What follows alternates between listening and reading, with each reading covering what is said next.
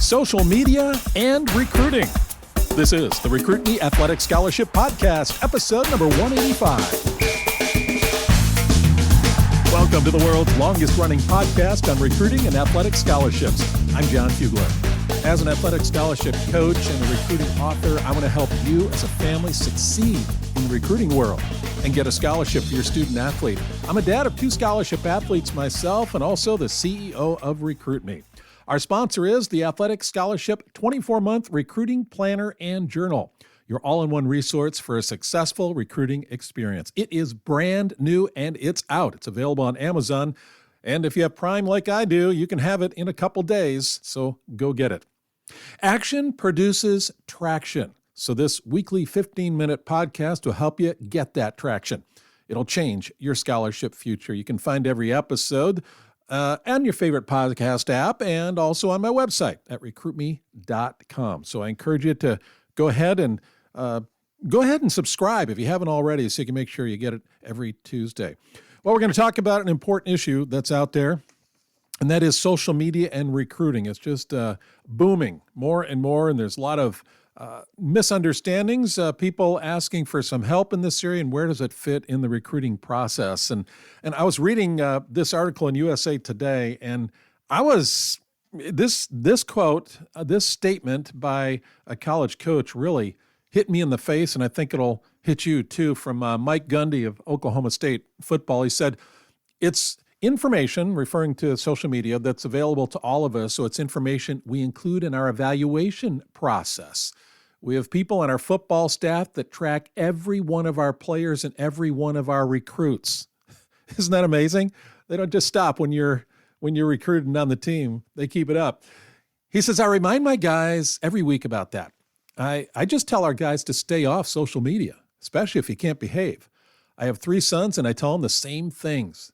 I just don't understand how taking a picture of what you're doing and presenting it for the whole world to see makes any sense. Why would you do something questionable and incriminate yourself by posting about it? That kind of behavior has certainly cost some young men an opportunity to play football at Oklahoma State." Pretty straightforward there. Another coach said that social media is also a great way to communicate and learn about the prospects we are recruiting. At Clemson, he says, "We have an entire office whose sole duty is to go through the social media of our prospects." An entire office? Bet you didn't know that. It's kind of scary. I don't want to scare you anymore, but at our kids' alma mater, Air Force, Troy Calhoun, who is doing an outstanding job. I mean, this year was, I think, the winningest year in Air Force football in many, many years. Congratulations to Coach Calhoun. And he says this, he said, "There's so many good indicators regarding maturity and the respect and dignity you're showing others," he says, "through social media. Now, you can essentially form a pretty good character opinion on a recruit before you even meet them in person. And unfortunately, all it takes is one negative post to deter a coach from recruiting you." So it seems like there are a lot of warnings in there about using social media, but it is a positive thing, and both programs and prospective student athletes are using social media. You are. How can you use it wisely and beneficially for you as a recruit? Now, I have to say that this episode, especially parents who's mainly my audience, I want you to play this for your son or daughter. Maybe stop it right here, go back to the beginning, get them in the room and say, "Man, we got to listen to this," or send them a link and make it their assignment that they listen to this episode, because as you can tell, even so far, this whole thing of social media, it's blowing up, and I don't want your son or daughter to blow themselves up with this, okay? But we're going to get into this. I'm going to share some things with you and that will be beneficial as you use social media. It's, as you can see, it's a major recruiting tool, both for you and for coaches. It can be your best friend or your worst enemy, as I say. Just like any tool in your recruiting toolkit, you have to learn how to use it to get the best results. If not, you'll hurt yourself. Don't get the hammer out, the saw out. Don't get the power saw out and cut off a finger, okay? Well, you got to have your social media tool. You got to use it use it correctly. So let's run through a few things in our short time that we have together. The first area about making first contact. Well, some do recommend using social media messaging to make initial contact with coaches, but I advise against that tactic. And because of this, you want to stand out. You don't want to blend in with all the other athletes. If you're one of hundreds or thousands that's messaging a coach or texting a coach, how are you going to stand out? What makes you different? Why would a coach click on a link that you send or respond to you, or if it's Twitter, turn around and follow you when he or she doesn't know anything about you? I say don't use this for your first impression. Now, I wouldn't go as far as what Mike Gundy said is don't use social media at all. Cancel that. Cancel all your accounts. I tell my kids to cancel their accounts. Don't use it. No, I wouldn't say that, and I think that he's a little extreme in his opinion. But don't use social media messaging for making your first contact. Go through the steps that shows that you're doing the work. It's easy to shoot a text or a Twitter message, Facebook message. However, it doesn't show much initiative or depth on your part. It'll appear that you're fishing, which you really are. You're just kind of fishing for schools, and it's a lazy way of doing it, actually. Coaches are overwhelmed with messages, as I mentioned, and getting one from a stranger just doesn't cut it. It could work against you. You're not making yourself memorable. You want to make yourself memorable, especially that first impression. Be sure to stay on top of the recruiting calendars and guides to know what date coaches are permitted to begin to respond to you via social media. You may send out some texts, some messages, and you're not getting any response because coaches are limited on when, according to the recruiting calendar, that they can respond to you. If you don't get a response, then that's one of the reasons why. But don't use it as your initial contact. Once you have a conversation going with a coach, social media is a great way to stay in contact. But don't be a pest. Have something constructive to say. You can also like or share coaches' posts to show your interest. It's a way to build that relationship. It's not just a one-way street. Social media, I believe, is not a good way to send coaches updates. You don't want to attach or link your profile or present other important recruiting documents that way. I recommend email for that. Now, if you've got a good relationship with the coach and you've been communicating back and forth for quite a while, and you've got this kind of instant relationship going, then maybe do it that way. But your messages can get lost in the shuffle. Email messages at least sit there in the email box, and that way the coach will make sure the coach sees your communication, your important document. In previous episodes and in my book, The Athletic Scholarship Playbook, I talk about sending updates and the documents that you can send throughout the recruiting experience. And I just say, don't use social media to get that message out and get those documents out, okay? Don't link to those documents through social media. Let's talk a little bit about how coaches use social media.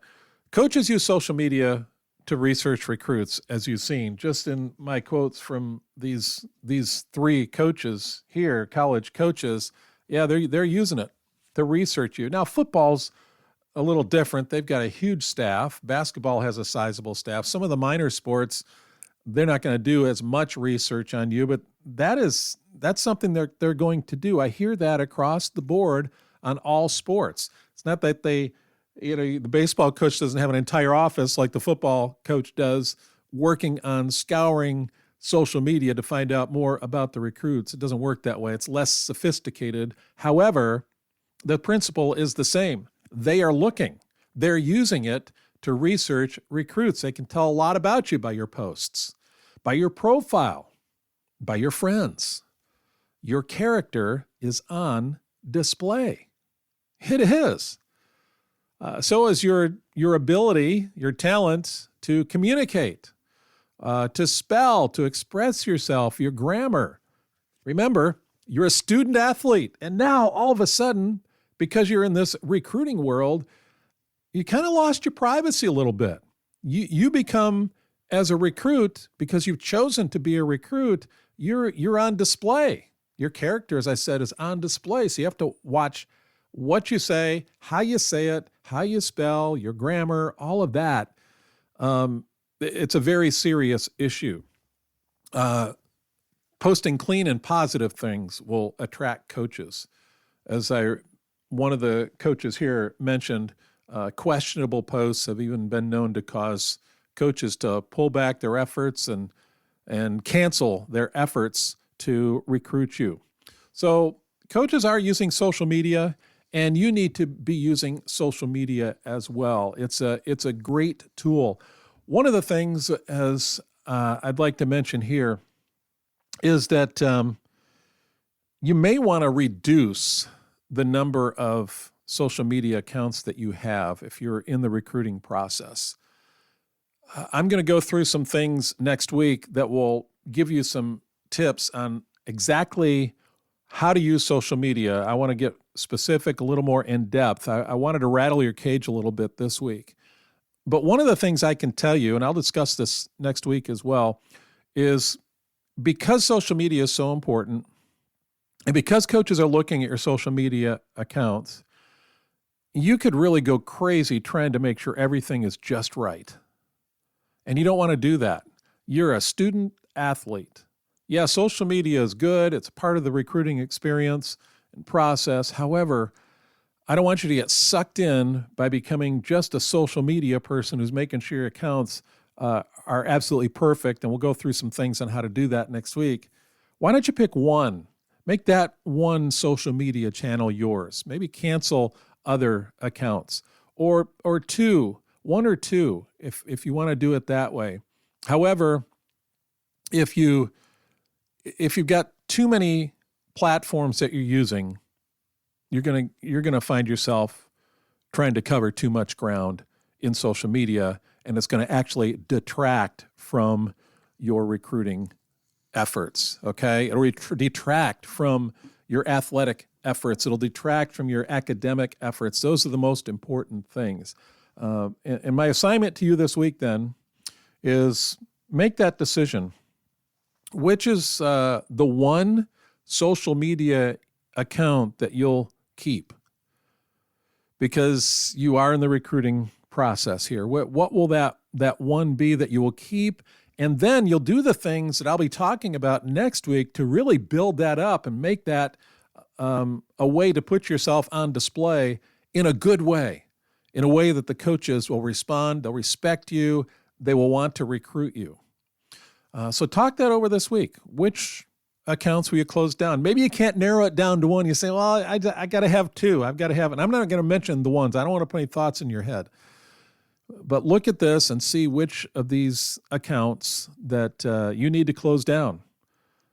Okay? I think it may help you out anyway, because you'll spend less time on social media and more time on the things that really matter. You're in a world now where you're going to be one of those scholarship athletes pursuing an athletic scholarship, and you got to do things differently. You're going to have to make some choices. You've already had to make choices with the way you spend your time as an athlete. You can't do a lot of those other things that your friends might be doing who aren't athletes. They've got more time, but you're disciplining yourself to spend your time towards your sport, towards your academics. Of course, you've got other interests as well, but you're making choices all the time. And this is another choice you're going to have to make so you're not totally consumed by social media. Social media is big. It's part of the recruiting process, and you got to make sure you capitalize on that and don't get lost in the world of social media and do some things that will be detrimental to your recruiting efforts. So athlete, that's for you. Parents, you can work with your student athlete, your son or daughter, and in this process next week, we'll talk about some specific ways that you can maximize and use social media to the best of your ability towards this athletic scholarship. I hope you found that helps. If you need more information, I want to point you to a couple things. One is the Athletic Scholarship Playbook. That's available on Amazon. It's a wise purchase. And then the companion that goes with that, mentioned earlier, the Athletic Scholarship 24-month recruiting planner and journal. It is out. I promised you a big release party. We're going to do that, but there's still some hiccups with Amazon right now because they slowed it down. I need to put that on hold, but it's out there now. You can go ahead and get it at a reduced price. So there we have it. That's this week. Next week, we're going to continue this discussion on social media and recruiting.